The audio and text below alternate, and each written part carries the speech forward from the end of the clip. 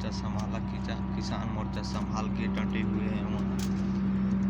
मैं बिहार से विनय कुमार आप सभी किसान भाइयों को हार्दिक अभिनंदन करता हूं और इस देसी अंग्रेजी शासन चलाने वाले सरकार को कड़ी से कड़ी सज़ा दिलाने का काम करें आप लोग। और मैं बिहार से पूरे बिहार वासियों से निवेदन करूंगा कि हमारे जो भी किसान भाई हैं वहाँ दिल्ली पहुँचे और हमारे किसान को समर्थन दे, राकेश टिकैत जी को भी समर्थन दे और अपने किसान मोर्चा को बुलंद करें और इस सरकार को सत्ता से गिराने का काम करें। ये सरकार जो है ये अंग्रेजी हुकूमत चलाने की काम कर रही है। ये सरकार ये जनता की भलाई के लिए कोई काम ऐसी नहीं कर रही है जिससे हम सभी को सुख और सुरक्षा मिले।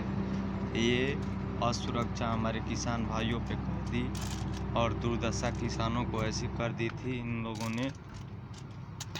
आप लोग मीडिया के या अन्य चैनलों के माध्यम से देख ही रहे हैं कि किसानों पर इतनी लाठीचार्ज की गई कि वो मरने पर बेहोश हो रहे हैं। किसान को रास्ते में पीटा जा रहा है।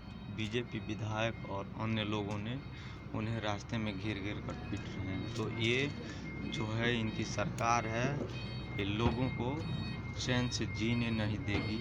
और ये जो भी बोल रहे हैं ये बंद कर रहे हैं, नोट बंद कर रहे हैं, जो इससे पैसा आ रहा है वो पैसा को वो उस पैसा से ये अपनी पार्टी को मजबूत करने का काम कर रहे हैं, दूसरा कुछ नहीं कर रहे हैं। ये कोई भी हमारे किसान को आतंकवादी, खालिस्तानी, पाकिस्तानी बताने का काम कर रहे हैं, उन्हें किसी भी साजिश में धकेलने का काम कर रहे हैं और उनको मारने पीटने का काम कर रहे हैं। ये इस सरकार से लोग उब चुके हैं और इस सरकार को सत्ता से गिराना है और अपने अच्छे नीति और अच्छे तरीके से हमारे भारत को बचाना है। भारत बचाओ रैली में भी भाग लें। हमारे बिहार वासियों से निवेदन है कि जाके भारी से भारी संख्या में जाके और किसान रैली का समर्थन करें ताकि हौसला बुलंद हो हमारे राकेश टिकैत जी और सभी साथ दें। सभी राज्यों के किसानों से निवेदन है कि वो जाएं, पंजाब, हरियाणा, दिल्ली, गुजरात, महाराष्ट्र, जो भी हमारे नज़दीकी दिल्ली से नज़दीकी राज्य हैं वहाँ जाएं और किसानों को समर्थन दें, किसानों की व्यवस्था में कोई कमी न रहे। मेरा यही रिक्वेस्ट है, आपकी विनती है, आप जाएं और हमारे का साथ दें ताकि हम इन गद्दारों से अपने देश को बचा। ये लोग चलाने वाले देश को गुलामी की ओर लेके जा रहे हैं, तो इसका परिणाम यही निकलते आ रहा है। आप लोगों सामने देखिए जो हमारे जवान शहीद हो रहे हैं दिन पे दिन, ये इन लोग का कारनामा है। ये लोग अपने ही देश में अपने किसान जवानों को इतना बेरहमी से पिटवा रहे हैं, मरवा रहे हैं, जान से मरवा रहे हैं, पिटवा रहे हैं। या दूसरे देशों के आगे हमारा देश शर्म से झुका हुआ है।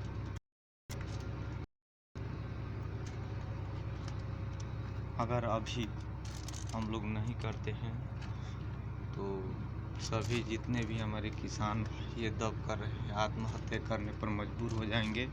आप लोग देखते रह जाओगे, फिर बाद में कुछ नहीं कर सकते। ये किसान अपनी हुकूमत चलाने की चक्कर में ये सबको पिटवा मरवा रही है। लाल किला पे देखिए, लाल किला का जो कांड हुआ, लाल किला पे बीजेपी कार्यकर्ता जाके आंदोलन को किसान आंदोलन को बदनाम करने के लिए उन्होंने दूसरा झंडा लगाया। और दीप सिंह सिद्धू क्या नाम है, उन लोगों ने इनका गैंग गया था, बीजेपी का गैंग गया और वहाँ झंडा अलग दूसरा लगाने का काम किया ताकि हम किसानों को बदनाम कर सकें। ऐसी ऐसी इन लोगों की रणनीति, लेकिन किसान डटे हुए हैं, अपनी कार्य में कोई भूल नहीं कर रहे हैं, शांतिपूर्ण तरीके से अपना आंदोलन कर रहे हैं। हम सभी उनको साथ देंगे, तभी आगे अपना कार्यक्रम बढ़ेगा और ये कानून वापसी लेना ही पड़ेगा इन लोगों को। तो कानून तो किसी प्रकार से चलने नहीं दिया जाएगा इस हमारे भारत देश में। वो कानून हमारे भारत के किसानों के लिए अच्छी नहीं है, इसलिए ऐसा कृषि कानून का विरोध करना उचित है हमारे किसान भाइयों के लिए, हम सभी लोगों के लिए, हमारे जितने भी भारतवासी हैं। ना कोई व्यवसाय है, ना कोई नौकरियां है, ना ही कोई कार्यक्रम है। इस भारत की दुर्दशा को इन्होंने 6 साल 7 साल में नीचे ले जाने का काम किया है, तोड़ने का काम किया है, बांटने का काम किया है और कुछ नहीं किया।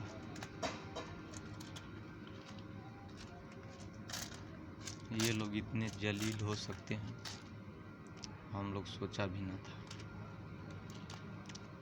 हम लोग तो ये समझे थे विकास होगा, नौकरियां मिलेगी,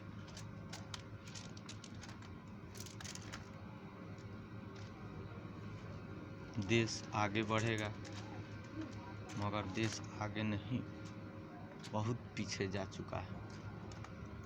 अब इस देश को आगे ले जाने के लिए कई सालों लग जाएंगे।